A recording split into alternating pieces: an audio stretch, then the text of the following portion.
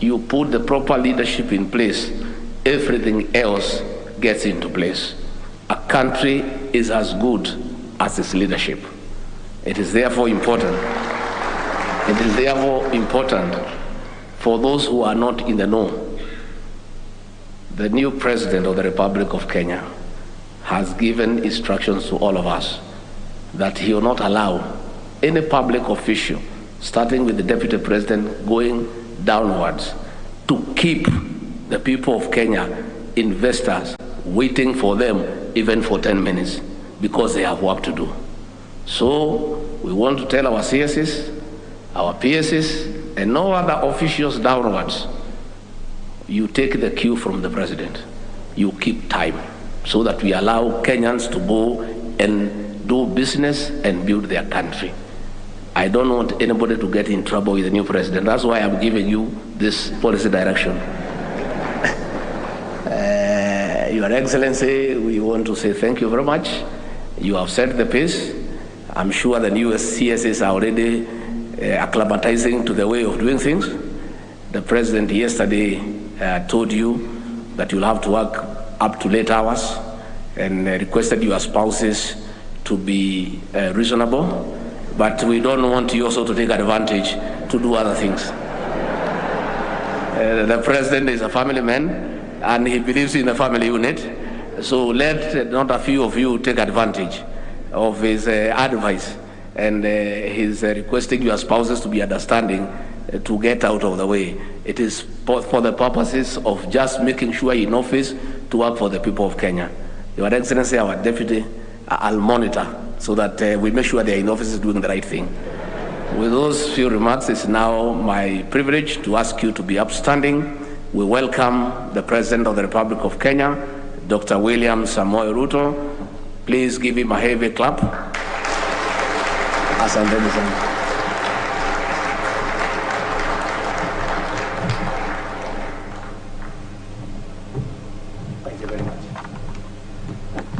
Thank you very much, Mr. Deputy President. Please, let's take our seats.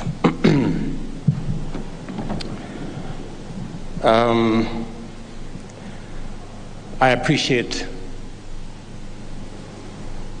the moment to share with our taxpayers, and especially those who are on the top of the list.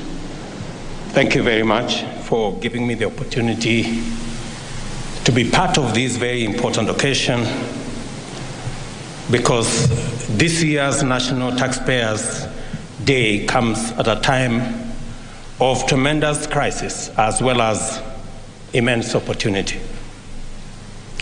It therefore calls for sober reflection, radical change, and resolute action to make our tax administration fairer, better, and aligned with the revenue policy of a nation in pursuit of self-reliance. As I stated earlier, the state of our public finances is unsatisfactory. Given this, how we proceed will determine whether we are facing a threat or an opportunity. Difficult decisions must be made to put matters in good shape. The false comfort of a financial bandage must come to an end, because we are risking short-term comfort in place of sustainability in the long term. We have already taken the direction of retiring expensive, unsustainable consumption subsidies in favor of investing in production, while cutting off the fat in the national budget to eliminate wasteful and irrational expenditure to produce savings which will finance urgent critical interventions. We continue to live way beyond our means, with an unsustainable proportion of our revenues going to servicing debt. Under these circumstances, critical government services cannot be provided adequately or at all, owing to budgetary constraints.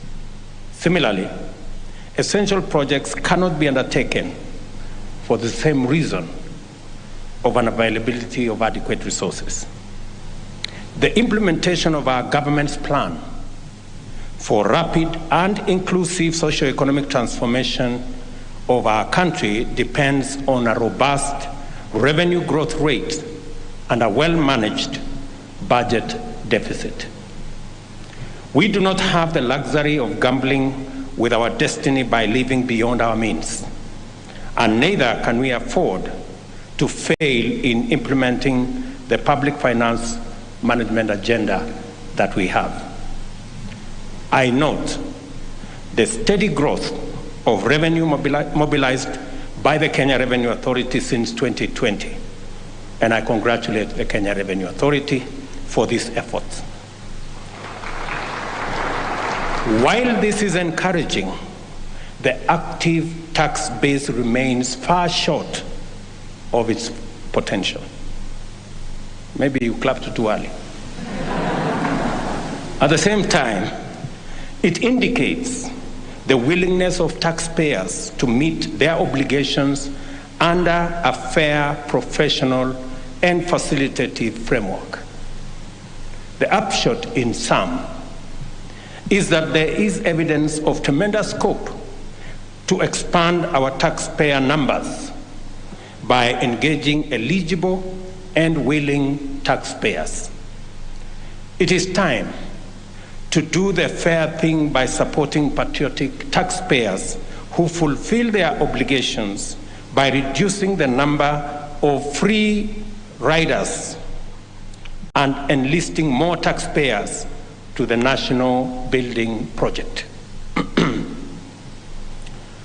A huge obstacle to the realization of our national revenue targets is that in practice, tax administration has traditionally been a repressive, menacing affair which resembles extortion. This extinguishes taxpayer incentives and diminishes the prospects of an expanded tax base, pulling Kenya backwards from its national revenue potential and denying its citizens critical services and development programs. Tax revenue mobilization is a crucial dimension of state sovereignty. The ability to finance national budgets defines true national independence. Those taxpayers who continue to perform their duty of remitting due taxes advance this agenda, thereby engaging in exemplary performance of patriotic duty. A day like this is therefore most appropriate for appreciating and indeed honoring the contribution of those outstanding individuals and corporate citizens in safeguarding, upholding, and enhancing Kenya's sovereignty. I salute you, and on behalf of a grateful nation, I celebrate all of you. It is important to let you know that your commendable contribution to national self-reliance, sustainable development, and citizen well-being is noted with profound appreciation. To signify our appreciation of these distinguished taxpayers, we must move decisively and efficiently to increase the number of taxpayers of all categories and steadily push the tax base towards its full potential. We have no choice, given the facts of our national financial situation, and it also happens to be fundamentally a matter of fairness. No single taxpayer who is eligible should be left out from this obligation, because every exemption denies Kenyans the right to benefit from national resources and is unfair to the loyal taxpayers who do the right thing. It is not an accident that revenue mobilization, though improving, remains far below its potential. The taxpayers' apathy is rife, or that countless potential and actual taxpayers are terrified of the Kenya Revenue Authority, with several even traumatized by the sight of its officials. Revenue leakages, collusion between evaders and KRA officials to subvert revenue administration, a culture of raids, extortion, disruption of taxpayers' operations, and obstruction of business are some dimensions of a wrong culture, robbing our citizens of shared prosperity. I have discussed these issues with the management of the Kenya Revenue Authority. I have discussed these issues with the Commissioner General. I have brought to his attention many of the practices that go on at the moment. For example, we are selling 2.9 billion stamps for our excisable products, while our neighbor, Tanzania, is selling 7.2 billion stamps. Uganda is selling 9 billion stamps. Those two economies are smaller than ours. It means we should be selling between 10 billion and 12 billion stamps. But the trouble is, the government is selling 2.9 billion stamps. There are people who are selling the balance, which is approximately 7 billion stamps. And I have told the Commissioner General he must tell these people to stop. And we have no choice. Because I do not want to fight with people, but they must stop. I want to tell the good people in KRA, good people, you must stop. Because I have given enough information to Commissioner General to sort out that mess. And I have told him if he doesn't sort out the mess, I will sort it out myself.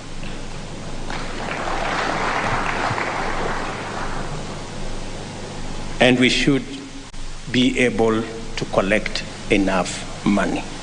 We are determined, and let me repeat, we are determined to effect decisive change in order to swiftly reverse this unsatisfactory state of affairs. The practice of citizen harassment as a means of tax administration is unacceptable. In the past, revenue collection registered dramatic growth. This was as a result of an effective national mobilization strategy which appealed to our fundamental values and identity and employed citizen education, engagement, and facilitation. Revenue then accounted for 18% of our GDP. In more recent times, the tax administration instruments have been weaponized to achieve objectives that are extraneous and inimical to enterprise continuity, investment sustainability, due process, and the rule of law. The consequences are painful to contemplate. Our GDP has risen to Kenya shillings 12 trillion, yet KRA only raised about 14% of GDP in revenues last year. In the past, KRA was able to raise 18% of GDP. If we collect the same target today, then we would have raised an extra 400 billion shillings. In that case, I expect KRA to raise at least 3 trillion by the end of the next financial year and to double the current collection in 5 years. Let me repeat, for the avoidance of doubt. I expect Kenya Revenue Authority to raise 3 trillion by the end of next financial year and to double the current collection in 5 years.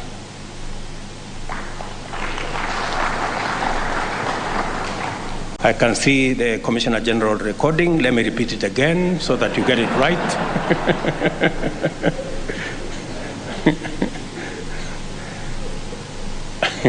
As already indicated, we are committed to instituting comprehensive culture change at the Kenya Revenue Authority in order to make it much more supportive of taxpayers. To achieve this, it will be necessary to radically reform KRA and make it a people-friendly, customer-centric organization that facilitates taxpayer compliance as a core tax administration strategy.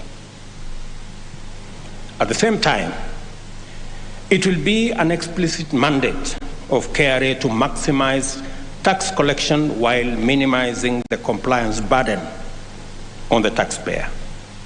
The time for extravagant rebranding exercises, diversionary and cosmetic changes is far behind us.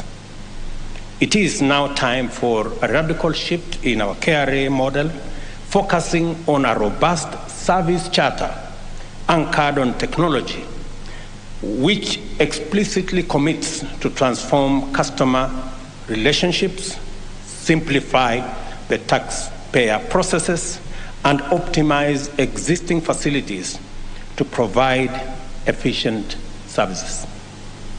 This shift must demonstrate strong commitment to the principle of impartial taxation, where the tax burden reflects ability to pay. KRA must therefore set out a strong and transparent integrity assurance mechanism embedded in an equally vigorous corruption prevention framework in order to create a stakeholder confidence in the transparency and accountability of its processes. The entire organization must evolve into a community united by transformed corporate culture based on shared values, including the principle of public finance. KRA must also reflect